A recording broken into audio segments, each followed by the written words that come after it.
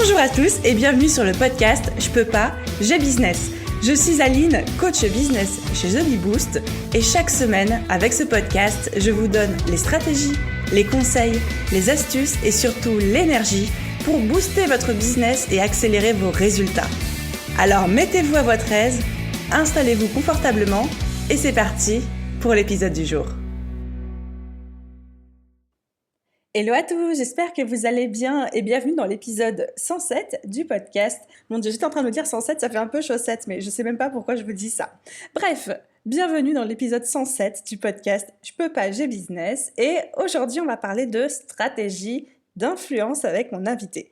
Alors, si vous m'écoutez pour la première fois ou même depuis plusieurs fois, vous devez savoir une chose sur moi, c'est que je suis passionnée, forcément c'est mon métier, mais je suis vraiment passionnée de marketing digital, de communication, de stratégie pour se faire connaître et donc derrière trouver plus de clients. Et franchement, dès qu'il y a des stratégies, des nouvelles techniques que je peux explorer pour augmenter moi-même ma visibilité ou même les enseigner ensuite à mes élèves pour qu'ils développent leur propre visibilité, leur propre communication, je suis la première à enchérir.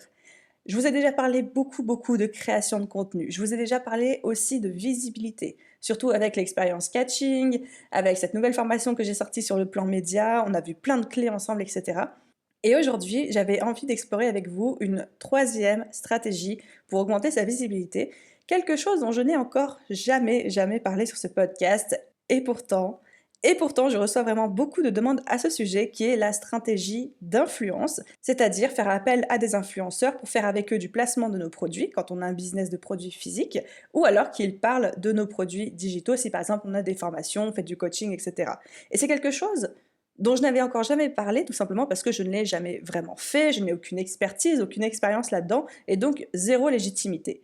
Mais j'ai quand même déniché une super invitée sur le sujet qui va, dans ce podcast, vous dévoiler toutes les clés de la stratégie d'influence.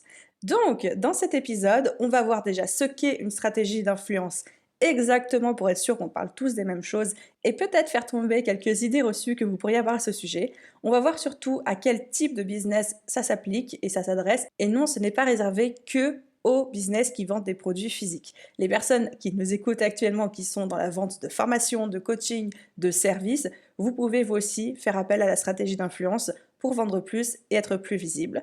Et enfin, Yasmine, mon invitée, va vous dévoiler les 5 grandes étapes pour mettre en place une stratégie d'influence dans votre business. Yasmine, je vais la présenter après en chair et en os, mais Yasmine, c'est un peu une référence. Yasmine, elle a l'habitude de travailler avec des influenceurs et elle a l'habitude de travailler avec des marques. Elle a l'habitude de travailler avec des petites entreprises pour les aider à développer leur vente, à être plus visibles. Et surtout, elle est elle-même influenceuse. Donc, gardez juste en tête qu'elle a ces 3 casquettes. Elle est à la fois influenceuse, à la fois elle accompagne les petits et moyens business à mettre en place une stratégie d'influence. Et de par tous ses contacts, elle fait aussi quasiment office d'agence de presse pour ses clients. Donc, elle touche vraiment à tous les aspects de la stratégie d'influence et elle va pouvoir vous en parler en détail avec, comme d'habitude, évidemment, un plan d'action précis. L'objectif pour moi, c'est évidemment qu'à la fin de cet épisode, vous ayez une stratégie de plus dans votre boîte à outils pour développer votre business, votre chiffre d'affaires, que vous ayez aussi conscience des bonnes pratiques pour la mettre en place et, comme je vous disais, une corde de plus à votre arc. Alors, sans plus attendre, je vous laisse découvrir la stratégie d'influence avec Yasmine de Bonjour la Smala. Bonne écoute! Hello Yasmine, comment vas-tu? Très bien, et toi, merci. Ben super, je suis vraiment ravie de te retrouver pour cet épisode. Comme je te l'expliquais, je crois que c'est la première fois que je vais dans un épisode où je suis à la fois l'hôte du podcast et en même temps l'élève parce qu'on va parler d'une stratégie sur laquelle je ne connais mais rien du tout. J'ai plein de questions pour toi et j'espère vraiment qu'on va pouvoir répondre ensemble. Mais avec grand plaisir, et je pense que beaucoup de personnes qui vont nous écouter ont besoin d'avoir aussi des réponses en ce qui concerne l'influence. Donc, allons-y. Allons-y, c'est parti. Alors, déjà, pour resituer un petit peu, j'allais dire resituer les pendules à l'heure, mais mettre les pendules à l'heure. Donc, toi, Yasmine, tu es community manager, créatrice de contenu, expert sur Instagram, photographe. Est-ce que c'est bien ça? Hypersensible et plein de casquettes à la fois. Hypersensible et slasheuse. Le combo gagnant qu'on aime toutes. Est-ce que tu peux nous en dire un petit peu plus sur toi, sur ton parcours, depuis combien de temps tu fais ça, etc. Bien sûr. Alors, je suis communicante et blogueuse du coup depuis 4 ans. J'ai habité à Barcelone pendant 8 ans. Et il se trouve qu'à Barcelone, j'étais visual merchandiser pour Kookai. Et pendant cette expérience, j'ai décidé de reprendre des études dans la mode.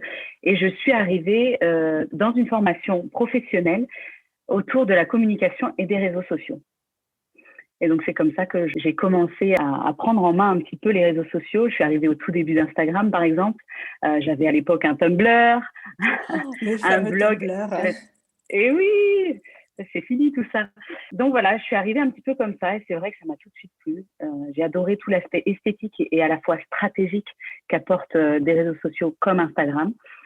Et donc, depuis 4 ans, j'accompagne des entreprises dans leur développement, leur gestion des réseaux sociaux, que ce soit en accompagnement. Je suis également formatrice. Je développe mes propres formations depuis mon blog, depuis mon site Internet.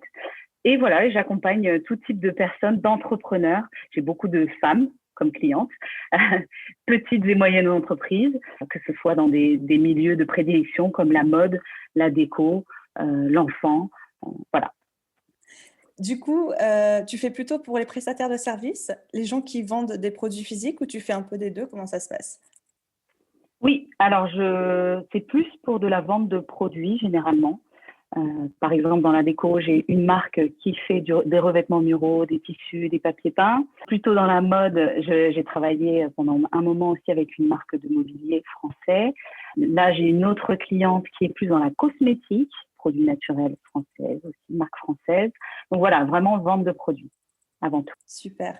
Et comme je disais dans l'introduction de cet épisode de podcast, c'est vrai qu'aujourd'hui, la stratégie d'influence, c'est quelque chose, on va dire après d'ailleurs ce que c'est pour ceux qui ne sont pas sûrs d'être au taquet sur la définition, c'est quelque chose d'ordinaire qui est plutôt à destination des entreprises qui vendent des produits physiques, mais à tous les prestataires de services qui nous écoutent, franchement, écoutez quand même, parce que je suis sûre qu'il y a des petits trucs, des petites astuces, des petites techniques à appliquer quand même pour appliquer dans son business de prestataire. Tout à fait. Et du coup, Yasmine, à ma grande demande, tu avais préparé 3 petits faits rigolos, 3 petites anecdotes sur toi pour qu'on apprenne à mieux te connaître avant de plonger dans le dur du sujet. Est-ce que tu veux bien nous les Oui. partager? Allez. Tout d'abord, la première chose qui m'est venue quand tu m'as posé cette question, c'est ce côté hypersensible, justement. D'autant plus en ce moment, on vit une période de Covid assez compliquée. Et, voilà, je ressens tout très, très fortement. Je suis quelqu'un qui peut monter très haut dans l'émotion positive comme très bas dans l'émotion négative. Et je pense qu'il y a beaucoup d'entrepreneurs qui se reconnaîtront aussi dans ces personnalités. Donc voilà, c'est la passion, la folie et à la fois parfois le côté très dark et Les là où je montagnes russes m'enfuis de sous l'entrepreneur. la couette. Voilà.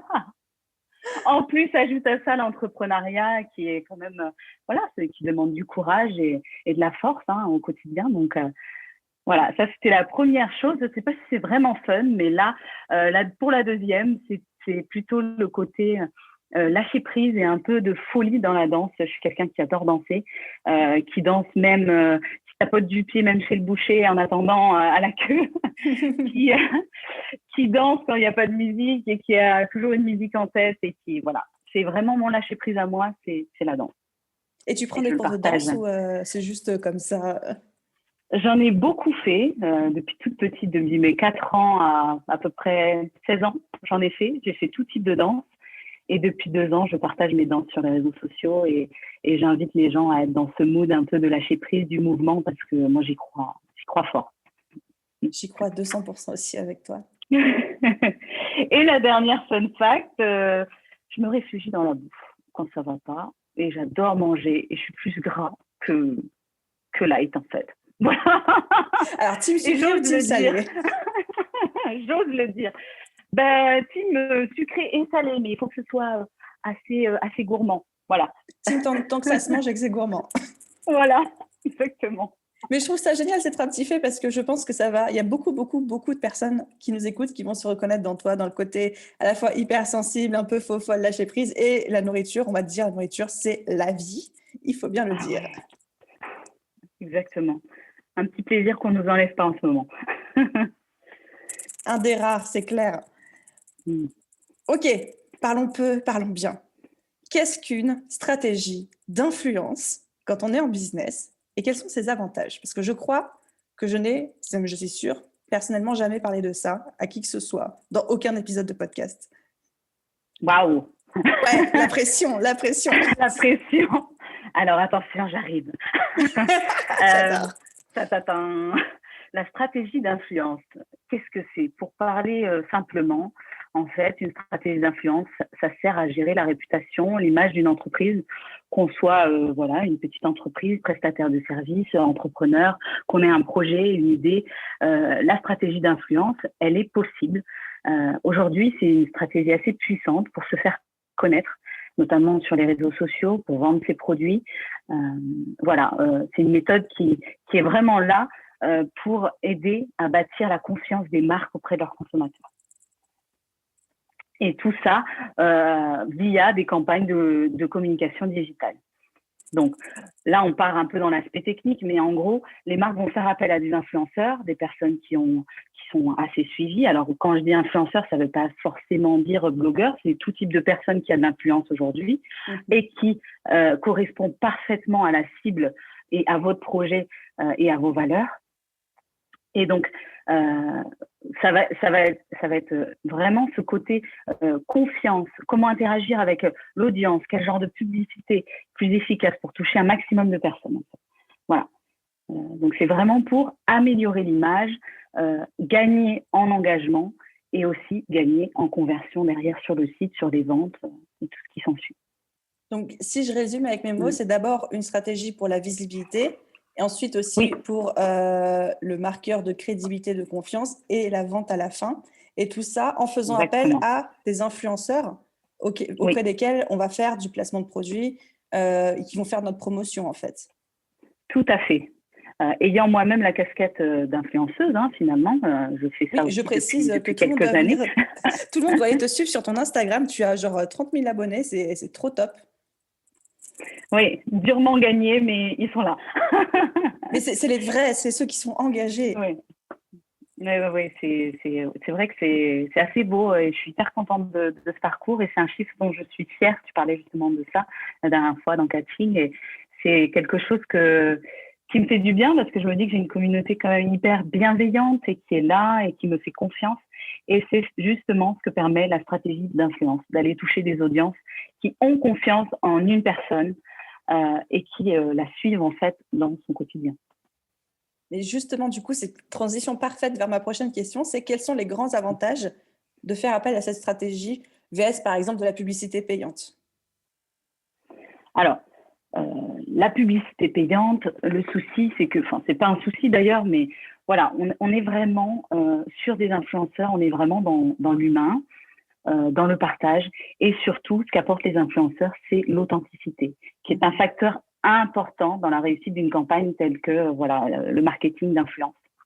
On est vraiment dans ce côté authentique où aujourd'hui, on veut plus de bullshit en fait. On veut du vrai sur les réseaux sociaux, on veut de l'imparfait, on veut voir les gens tels qu'ils sont et voilà, c'est ce qu'on recherche. Du coup, c'est ce qu'on va vraiment rechercher. L'authenticité, pour moi, c'est le facteur clé. C'est vrai que les influenceurs, ils ont une manière de toucher leur audience et de communiquer avec elle qui ne pourra jamais être égalée par aucune publicité, aucun algorithme, aucune technique de ninja, quoi. On est bien d'accord. Exactement, et parce qu'un produit, quand on le reçoit et qu'on l'aime, on en parle vraiment avec le cœur et en fait on l'a testé et on est dans le vrai, c'est-à-dire que si on l'aime et on va en parler en bien. Si on l'aime pas, voilà, soit on n'en parle pas, soit on dit qu'on n'a pas aimé. Donc on a vraiment cette relation de confiance avec les personnes et puis derrière on est vraiment aussi des représentants un peu comme des commerciaux parce que en MP ça continue. On est dans le dialogue pour expliquer les valeurs de la marque et pourquoi et comment et répondre aux questions finalement, ce que ferait un SAV de marque aussi. Totalement. Et c'est vrai que j'avais pas prévu ça dans mes questions, mais du coup je te suis dans ton flow. Avant, le fait de faire du placement de produits auprès d'influenceurs, ça avait quand même une très mauvaise réputation. Là, je parle peut-être de 2015 à 2018, 2019, parce qu'il y avait vraiment cet aspect de course à l'argent. On avait l'impression que les influenceurs vendaient leur âme pour parler de certains produits où eux-mêmes n'y croyaient pas ou eux-mêmes ne les utilisaient pas. Je trouve que depuis fin 2019, 2020, maintenant 2021, vraiment, il y a une espèce de retour à l'authenticité où on voit qu'en fait, les influenceurs, ils le disent, qu'ils ne font des collaborations qu'avec les marques qu'ils aiment, qu'ils utilisent, qui sont fiers de recommander, auprès de qui ils sont fiers d'être ambassadeurs, quoi. tout à fait. Et ça, je crois que ça vient aussi de notre génération qui est là aussi pour consommer les choses différemment. On a quand même un aspect plus éthique. On va vraiment dans un quotidien un peu plus écolo et on commence à faire attention. Et donc, ça rejoint la question de comment je choisis de manière éthique, comment je choisis mes partenariats, qui est-ce que je choisis. Je reçois énormément de mails et j'en refuse, mais des tonnes et des tonnes. J'en refuse parce qu'ils sont mal ciblés, mais bon, ça on va en parler tout à l'heure, mais c'est important d'avoir une éthique, côté marque et côté influenceur. Je te partageais tout à l'heure mon point de vue par rapport à ça. C'est vrai que comme je commence à avoir une petite visibilité sur Instagram aussi, je reçois énormément, énormément de demandes de partenariats en collaboration. Moi, je refuse 99,9999% parce que c'est pas mon business model, mais des fois, je reçois des trucs, mais genre des marques d'oreillers, tu vois, des choses comme ça qui n'ont rien à voir. Et à chaque fois, on est en mode, mais as-tu pris au moins la peine de cliquer sur mon site avant de m'envoyer ton message? Enfin, Exactement. Et c'est le souci d'aujourd'hui, c'est que je pense qu'il y a un vrai travail à faire auprès des marques, justement pour les former sur le marketing d'influence. Le souci, c'est que les personnes qui gèrent bien les campagnes d'influence aujourd'hui, ce sont des agences qui sont spécialisées là-dedans. Et le problème, c'est que beaucoup d'entrepreneurs et de jeunes marques n'ont pas accès à ce type de service et s'en occupent tout seuls. Le problème de s'en occuper tout seul, évidemment, c'est de ne pas avoir les bonnes étapes, les étapes clés à suivre, parce qu'il y a quand même tout un procédé, une méthode à suivre pour contacter des influenceurs et pour justement gérer une campagne de la manière la plus juste possible pour obtenir des résultats. Et heureusement que tu es là avec ce podcast. On va commencer à mettre en place les petits cailloux de ces étapes. Juste avant ça, Est-ce qu'on peut faire un point sur à qui s'adresse cette stratégie d'influence? Et c'est un petit peu questionception, tu vois. Il y a une question dans la question. C'est qu'on voit tout à fait l'intérêt pour un business de produits physiques, du coup. Par exemple, quelqu'un qui vendrait des cosmétiques, des choses comme ça. Par contre, est-ce que c'est quelque chose qui est intéressant quand on est un business de prestation de services? Par exemple, pour moi qui vend du coaching et de la formation. Je pense que ça peut, oui. Je pense que ça peut être intéressant. Effectivement, tu ne vas pas la présenter de la même manière que le ferait une marque, mais je pense qu'il y a des idées à prendre dans la stratégie d'influence aujourd'hui sur la méthode de contact et de voir quel est ton objectif à toi derrière. Est-ce que tu veux vendre des formations? Est-ce que tu veux vendre des coachings? Qu'est-ce que tu veux vendre en premier? Si c'est tes formations, dans ces cas-là, quelle est ta cible? Une fois que tu connais ta cible, aller chercher des personnes dont l'influence correspond à ta cible, donc dans ton cas, des entrepreneurs, évidemment.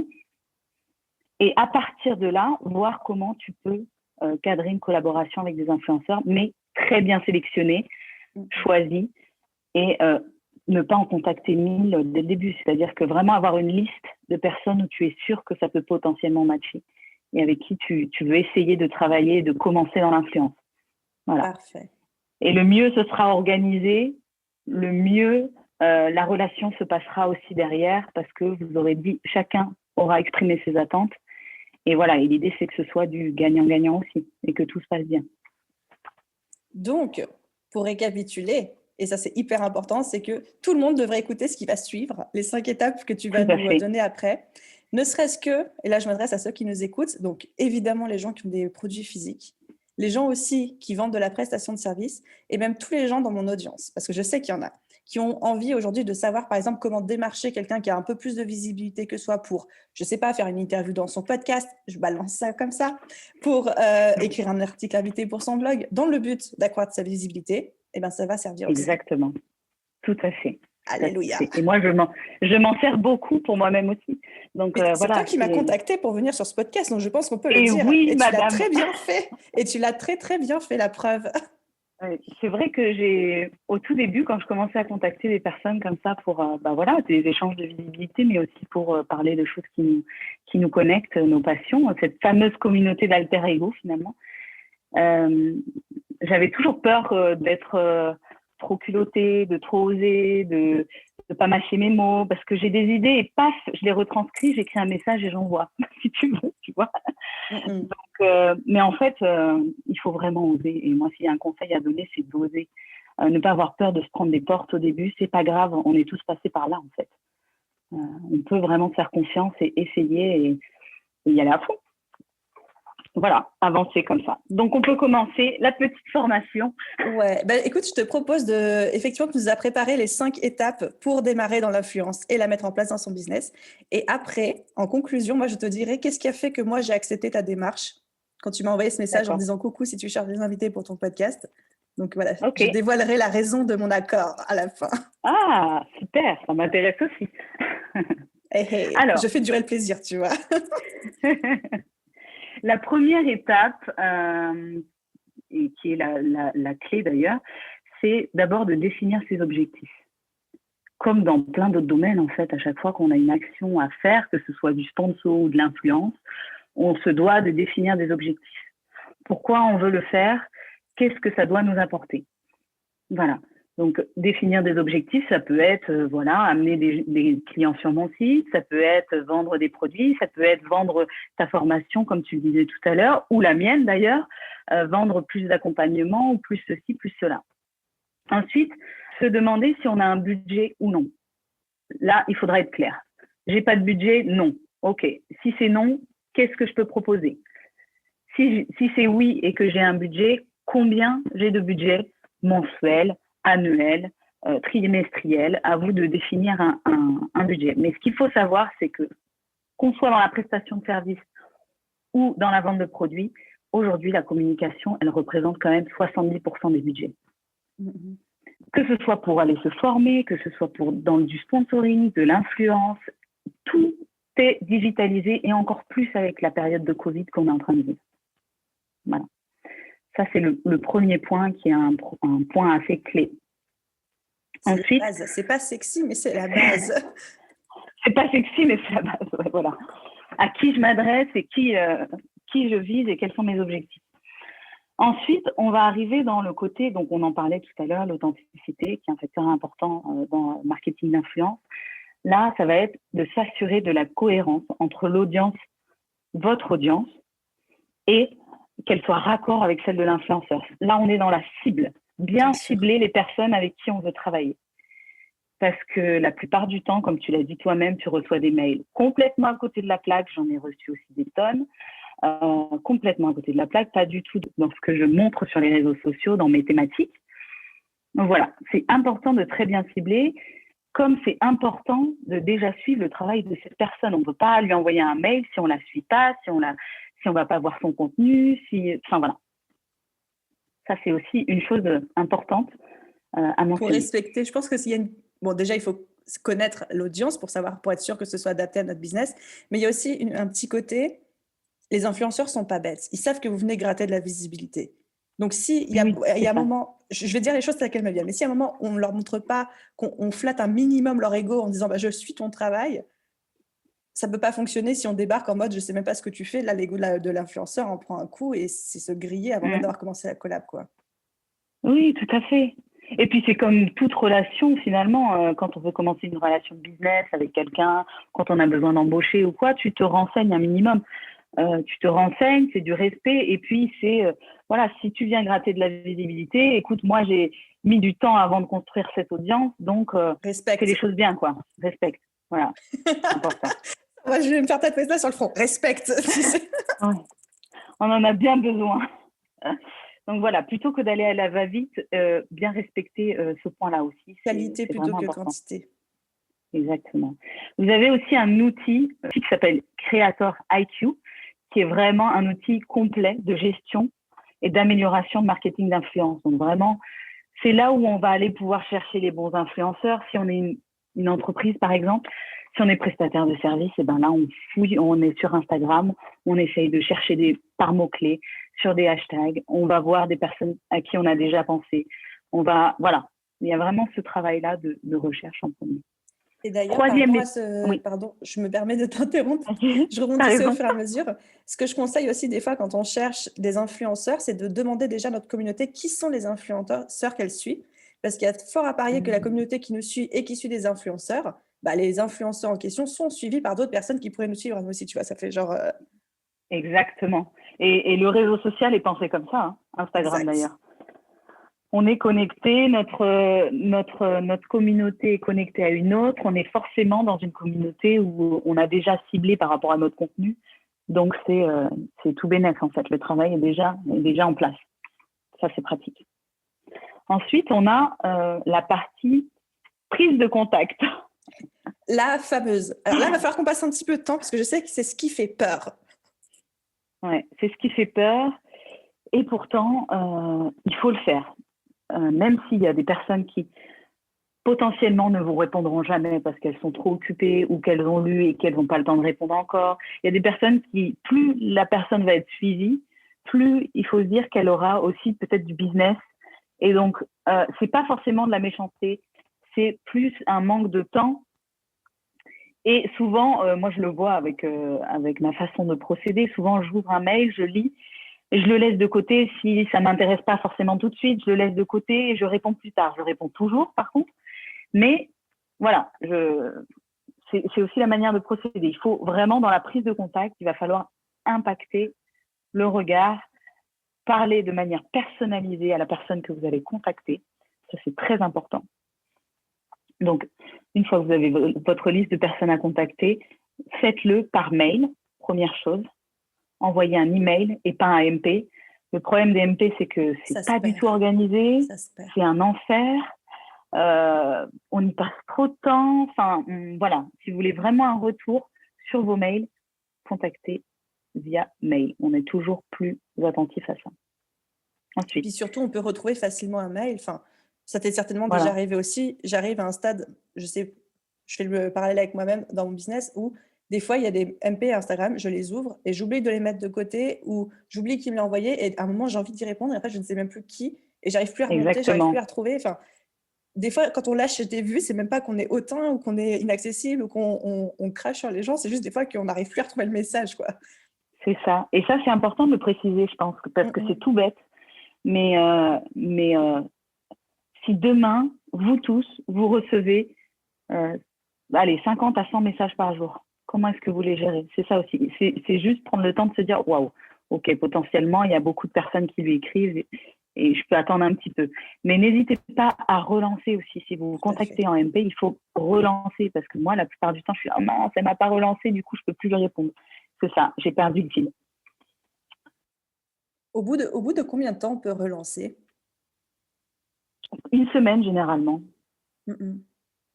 Moi, c'est ce que je laisse une semaine le temps de répondre aux mails et je me dis que tu as largement le temps de faire le tour de ta boîte mail en une semaine, je pense. Bon, à voir en fonction de la personne que tu contactes. Effectivement, si tu es sur Marion Cotillard, ça peut prendre plus de temps.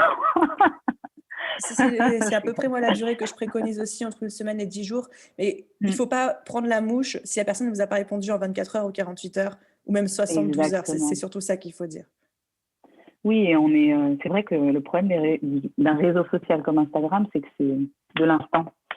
Et que tout s'attend dans l'instant, l'immédiateté. Et même moi, parfois, je ressens une petite boule au ventre de me dire « Oh là là, je ne lui ai pas répondu assez vite, il faut que je le fasse. » Alors que non, cool, chill. Et surtout sur Instagram, en fait, je trouve que ce qui est traître sur Instagram, c'est que tu as le petit vu qui est en bas. Et en fait, la manière dont moi je gère mes MP Instagram, parce que pareil, je crois que j'en reçois entre 100 et 300 par jour selon les jours, donc c'est un volume incroyable. Et en fait, quand je peux répondre tout de suite, je le fais.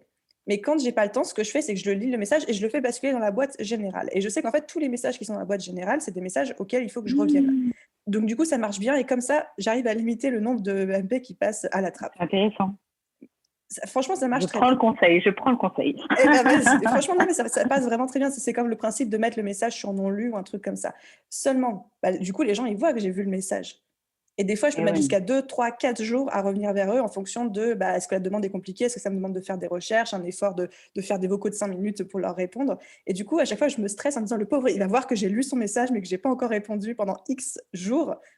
Et j'ai peur que la personne ait une mauvaise image de moi. Alors qu'en fait, c'est juste le message est de côté, je l'ai vu, tu vois. Oui, il y a aussi un outil sur Instagram qui est chouette, que j'utilise beaucoup, c'est les réponses rapides. C'est libérateur. Voilà. Te préenregistrer ça peut même mettre un message d'attente, hein, finalement. J'ai bien reçu votre message et je vous réponds dès que possible.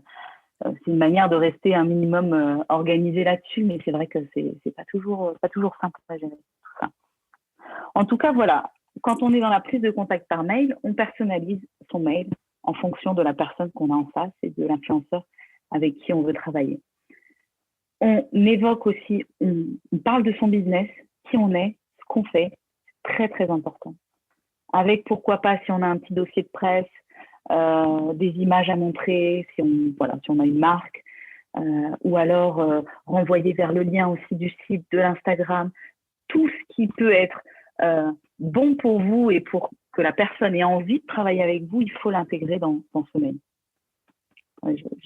Si tu es d'accord, alors on continue. Je dirais même plus, si on contacte, je dis n'importe quoi, mais quelqu'un par mail, et que peut-être notre nom n'est pas connu, mais il ne faut pas hésiter aussi à jouer sur les chiffres qui nous rendent hommage. Et c'est un peu l'exercice de l'expérience catching, justement. C'est par exemple, si moi aujourd'hui je démarche quelqu'un pour une demande de collaboration, et ben, je vais lui parler que j'ai 30 000 personnes sur Instagram ou 28 000 personnes sur Instagram, si je dois être exact. Je ne vais pas lui dire que j'ai 2000 personnes sur LinkedIn, ça ne l'intéresse pas, ou que j'ai 150 personnes sur Facebook, il s'en fout. Mais je vais mettre en avant le chiffre qui est à mon avantage. Tout à fait. Ça, c'est une très bonne technique et effectivement, ça marche. Ça marche clairement. Et dans ce mail, à la fin, justement, on va pouvoir préciser, poser des questions et en fonction de la réponse, si on a un budget ou on n'a pas de budget, là, on va pouvoir soit demander les conditions ou le kit média de l'influenceur, la personne avec qui on veut travailler, soit on est clair, on est net et on est vrai et on dit la vérité. Voilà, aujourd'hui, je n'ai pas de budget à allouer à ça. Par contre, je te propose, tac, tac, tac, tac, et proposer une collaboration alléchante avec lui ou elle. Voilà. Mais être transparent dès le début, du coup. Être transparent dès le début, exactement. Et après, voilà, en temps 2, ça c'est la première prise de contact, mais en temps 2, il y aura plusieurs choses à clarifier. Donc, quelle est ma campagne et qu'est-ce qu'on veut dedans, la durée de la campagne, le nombre de postes. Je vous dis ça un peu en l'air, mais ça peut être seulement 2 choses, mais les formats utilisés, voilà, le message à faire passer, les droits d'auteur, parfois s'il y a des prises de vue de la création de contenu, voilà, les hashtags à utiliser s'il y en a, si on est une marque et qu'on a un hashtag de marque, on peut le mentionner. Voilà, tout ce qui va permettre de clarifier aussi la situation, ça va vous alléger et vous permettre d'avancer en confiance, que ce soit côté influenceur ou côté marque, prestataire de service. Voilà.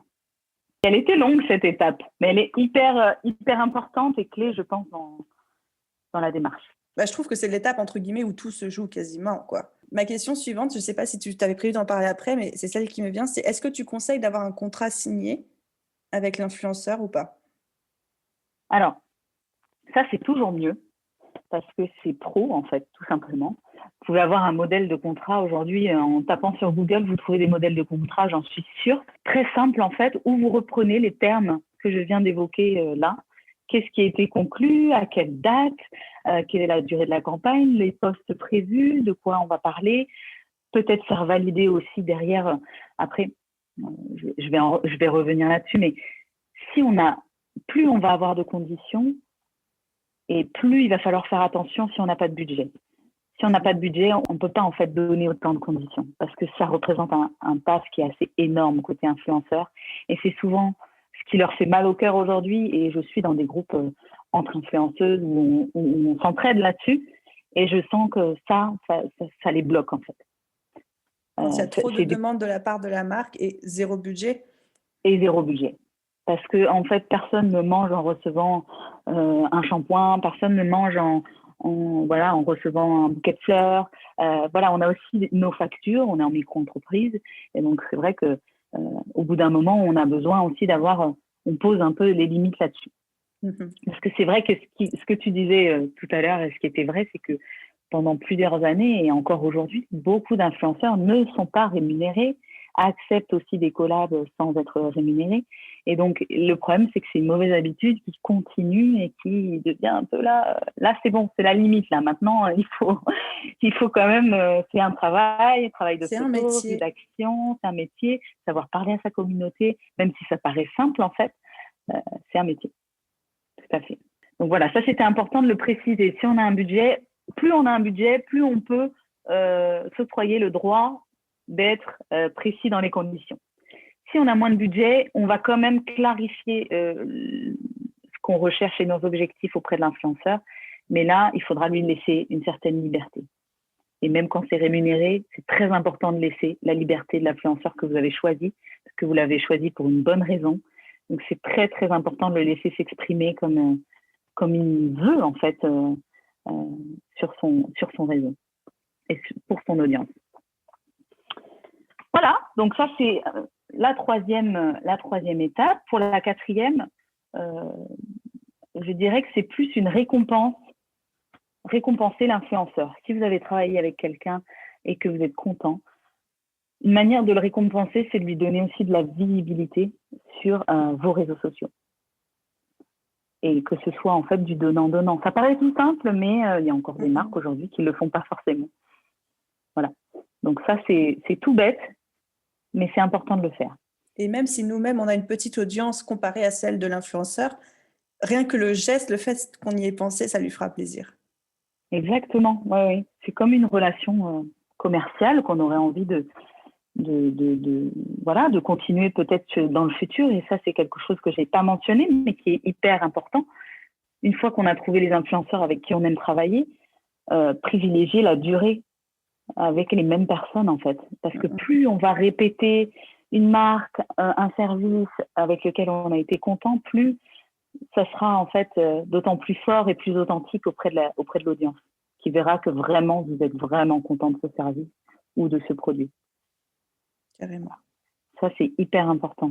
Et je n'ai pas parlé de la nano et de la micro-influence, mais pour des détails de chiffres, sur de la nano-influence, ça, c'est plus dans la cible. Mais si vous êtes une petite marque, que vous avez encore un petit compte, moi, ce que je vous conseille, c'est de ne pas taper trop haut rapidement.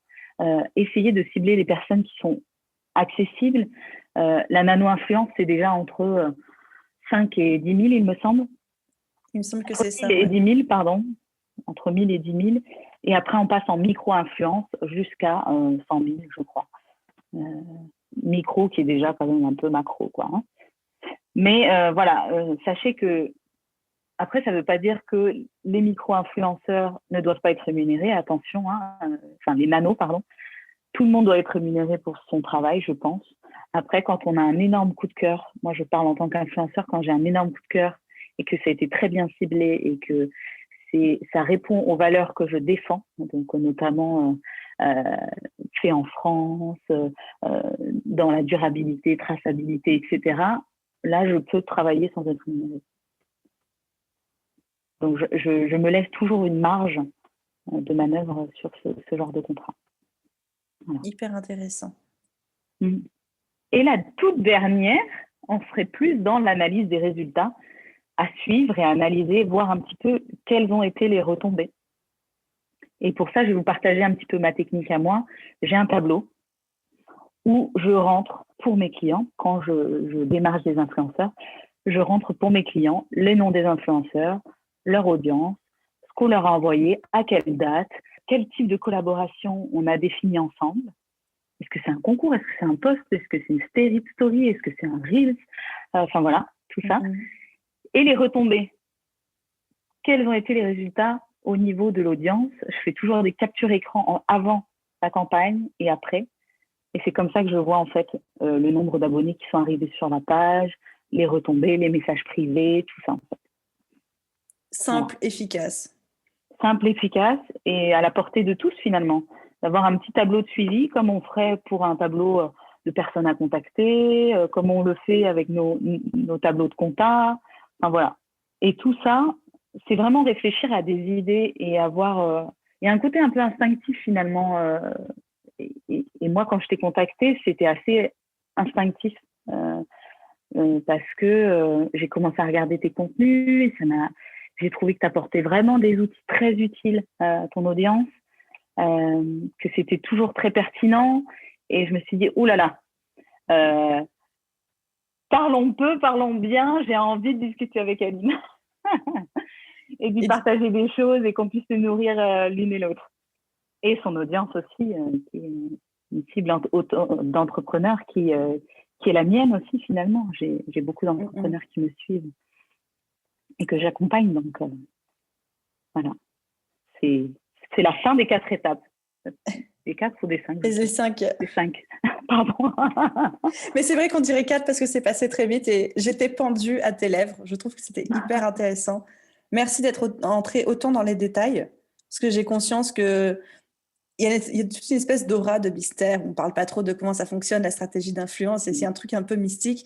Et j'aime cette idée. Merci d'avoir joué le jeu, de dire bah voilà comment ça se passe. Tu nous as donné des outils, tu nous as donné des stratégies, tu nous as donné des pistes concrètes.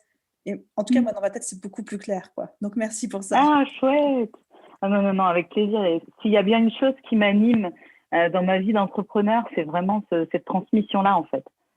Et je le fais aussi pas mal sur mon compte. Je commence petit à petit à développer un peu mes stratégies, à donner en fait à mon audience ce qu'elle recherche, parce que je pars du principe que c'est pas grave, qu'on peut partager généreusement ce qu'on sait en fait, sans forcément tout donner non plus, mais c'est important de partager et de donner du contenu utile. À la base, les réseaux sociaux, c'est ça en fait, c'est du contenu utile. C'est pas moi qui dirais le contraire. Et du coup, je te disais tout à l'heure que j'allais dire pourquoi j'avais accepté notre podcast ensemble. Et j'ai envie, juste avant de faire un raccord avec peut-être quelque chose que les auditeurs seraient en train de se dire, qui serait « Oui, mais moi, j'ai pas de budget et j'ai pas de visibilité. J'ai rien à apporter sur la table. » Et en fait, si moi, j'ai dit « OK pour cet épisode de podcast », c'est pas parce que tu avais une visibilité, on va dire, à même niveau que la mienne, tu vois. Enfin, évidemment que ça nous arrange toutes les deux qu'on ait le même niveau d'abonnés, où on sait qu'on va bénéficier de la visibilité l'une de l'autre. Mais c'est parce que tu as amené sur la table une thématique que moi, je ne maîtrisais pas. Une expertise que je ne maîtrisais pas et je savais qu'il y avait de la demande du côté de mes auditeurs. Je savais qu'on me pose la question, comment je fais pour contacter les influenceurs, comment je fais pour placer mes produits, pour qu'on parle de moi, etc. Et du coup, même si tu m'avais contacté avec 500 abonnés, je t'aurais dit oui quand même, tu vois. Donc, à tous ceux qui nous écoutent, qui se disent bah, j'ai pas de budget et ou j'ai pas de visibilité, vous avez peut-être une expertise qui peut servir à une personne et rien que ça, c'est précieux. Voilà.